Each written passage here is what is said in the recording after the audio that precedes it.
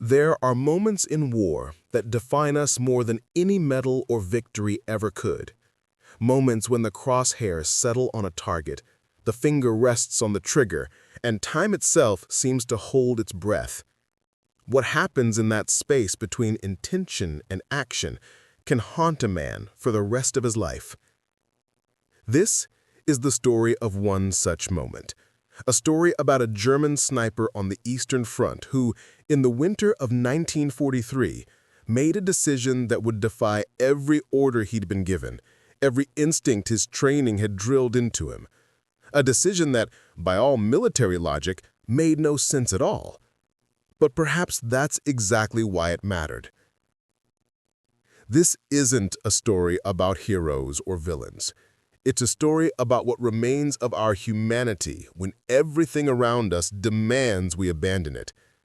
It's about a boy who never knew how close he came to death, and a soldier who chose to carry that weight instead. Let's go back to the winter of 1943, to a frozen landscape where the rules of civilization had long since been buried beneath the snow. By the winter of 1943, the Eastern Front had become a nightmare beyond imagination. The vast expanses between Germany and Russia had transformed into a graveyard measured not in miles, but in millions. After the disaster at Stalingrad, the German Wehrmacht was in retreat, fighting desperately to maintain positions that seemed to shift with every snowfall. This was not the war of rapid advances and bold maneuvers that had marked the earlier years. This was attrition. This was cold. This was hunger. This was fear that seeped into your bones and never quite left, no matter how close you huddled to whatever fire you could build. Snipers had become essential to both sides. In a landscape where artillery shells and bullets were precious resources, a single well-trained marksman could hold an entire sector. They were the ghosts of the front lines, unseen but ever present, turning routine supply runs into games of deadly chance. The German sniper schools had trained thousands of men in this specialized warfare. They taught patience above all else. A sniper might lie in position for hours, sometimes days, waiting for a single shot. They taught detachment, the ability to see a human being through a scope and reduce them to nothing more than a target, a distance, a wind calculation. Our story centers on one such man. We'll call him Karl. Not his real name, for reasons that will become clear. He was 24 years old that winter, which made him almost elderly by the standards of the Eastern Front. He'd survived 2 years of combat, which made him either very skilled or very lucky. Probably both. Karl had been a school teacher before the war. He taught geography and history to children not much younger than he was now. He'd read books about distant places and different times, and he tried to show his students that the world was larger and more complex than the small Bavarian village where they lived. That world seemed very far away now. It was early February when Karl's unit was assigned to a defensive position outside a small town whose name has lost to history.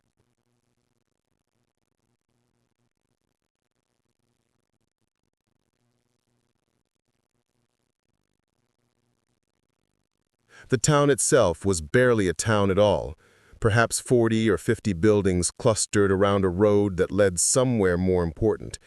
The strategic value was minimal, but in war, every position matters to someone. The Soviets were advancing, slowly, methodically. Karl's role was simple: observe, report, and eliminate targets of opportunity, officers if possible, machine gunners, anyone who made the Soviet advance easier. He'd set up his position in the remains of a barn on the outskirts of the town.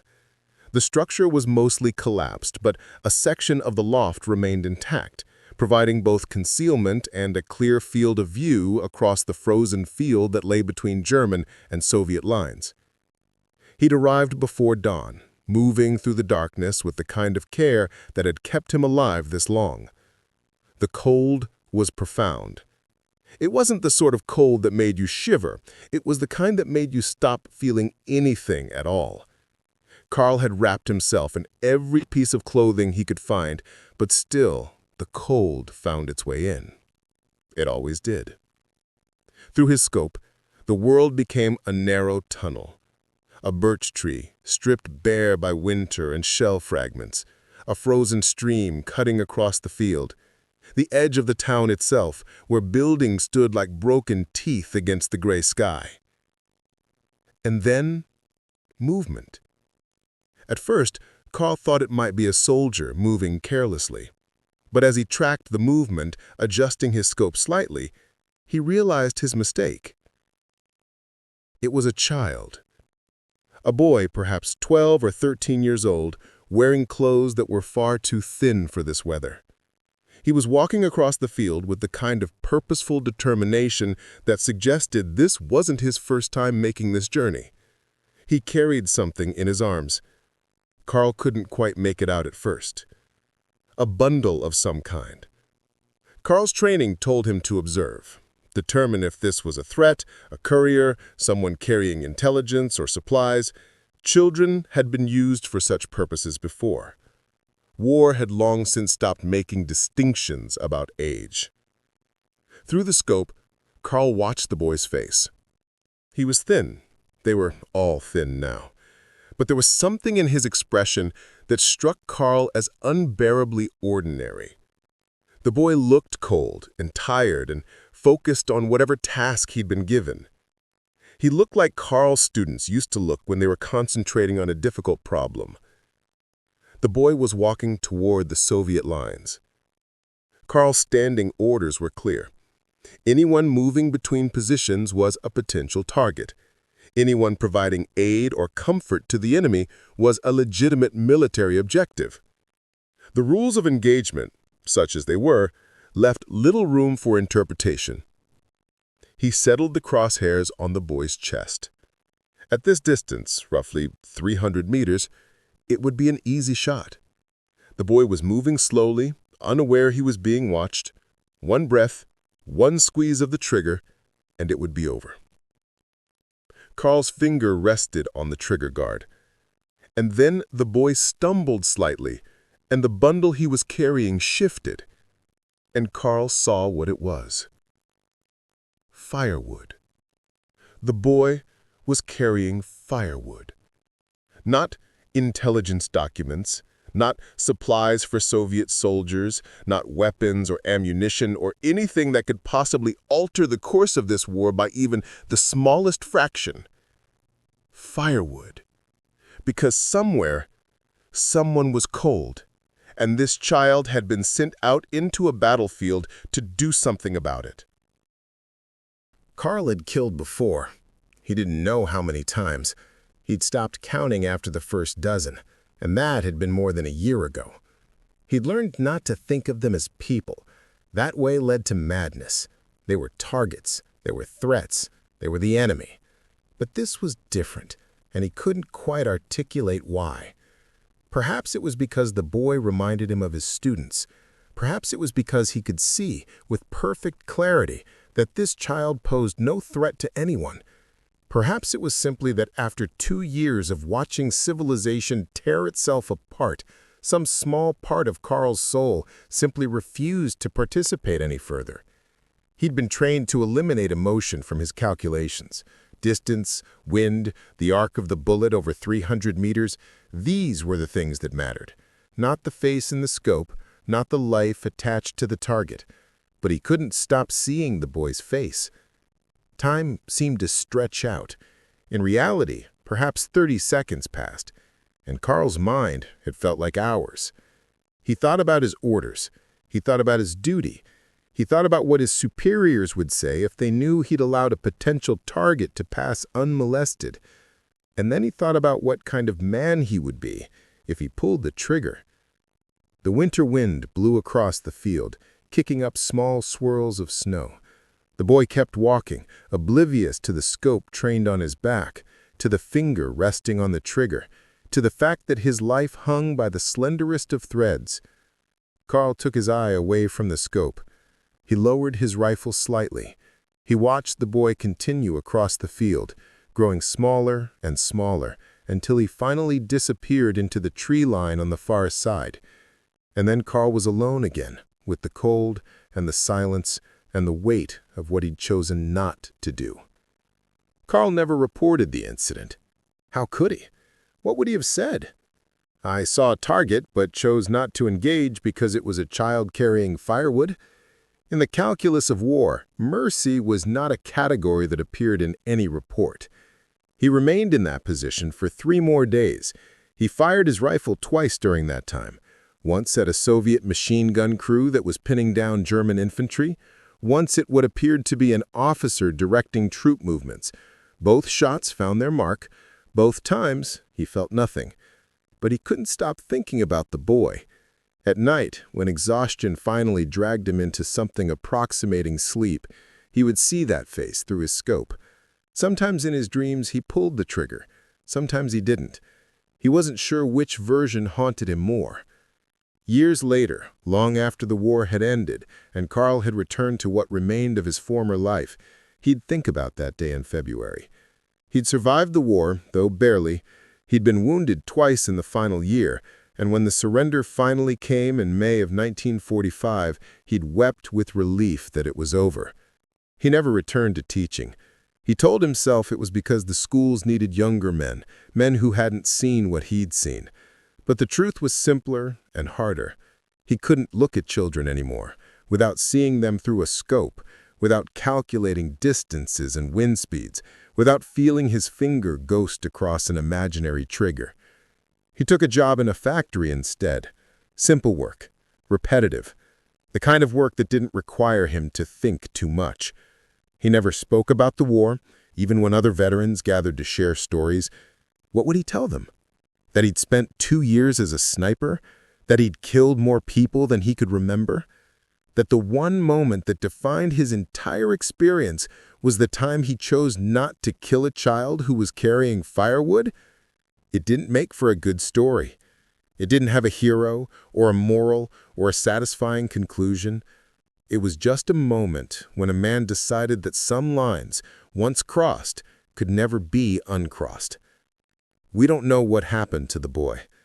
We don't know if he survived the war, if he grew up to have children of his own, if he ever knew how close he came to dying on that February day. We don't even know his name. But we know Carl's story because near the end of his life, he told it to his daughter, just once. She'd asked him what the war had been like, and for the first time in 50 years, he tried to answer honestly. He told her about the cold. He told her about the fear. He told her about the things he'd done and the things he'd witnessed, and the way war reduces everything to its simplest, cruelest elements. And then he told her about the boy with the firewood. "I don't know if I made the right decision," he told her. "By every rule I'd been taught, I should have taken that shot, but I couldn't. And I've spent the rest of my life wondering what kind of man I was in that moment. The kind who could kill a child, or the kind who couldn't?" His daughter asked him what he thought now. He was quiet for a long time. Then he said, "I think that in a world that had gone completely mad, choosing not to kill a child carrying firewood was the sanest thing I ever did."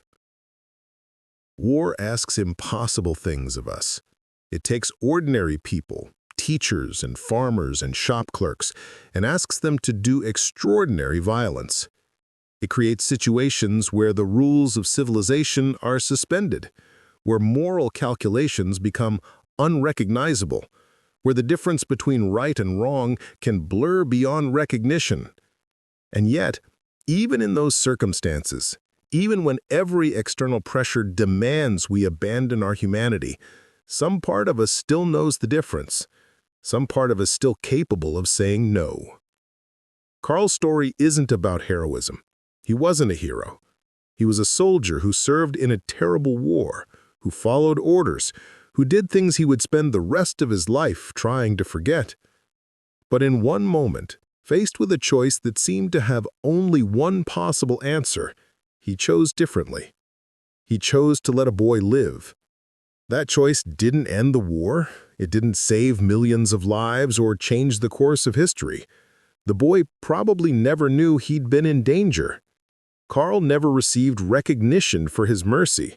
Quite the opposite. By the standards of military effectiveness, he'd failed. But perhaps that's precisely the point. The moments that define our humanity aren't always the ones that make it into history books. They're not always the moments of great courage or sacrifice or strategic brilliance. Sometimes they're the quiet moments. The moments when we choose not to act. The moments when we look through a scope and see not a target, but a child carrying firewood, and we decide that some things matter more than following orders. War reveals who we are at our most basic level. It strips away the comfortable layers of civilization and forces us to confront what remains. And what remained in Karl after 2 years of horror and violence and dehumanization was the ability to recognize that a child's life mattered more than military efficiency. That recognition, that one moment of mercy in a landscape of endless cruelty, may seem small, insignificant even, but it mattered to Karl for the rest of his life. And perhaps, in some way we'll never know, it mattered to a boy who lived to see the end of the war, who grew old in a world Karl helped preserve, even if only by the smallest of margins. We tell these stories not to glorify war, but to remember that even in war's darkest moments, we remain human. We remain capable of choice. We remain capable of mercy. And sometimes, in the space between the crosshairs and the trigger, we discover who we really are. If you found this story meaningful, please consider sharing it with others who appreciate these human stories from history. And remember, the choices we make in our most difficult moments define not just who we are, but who we choose to become. Thank you for watching.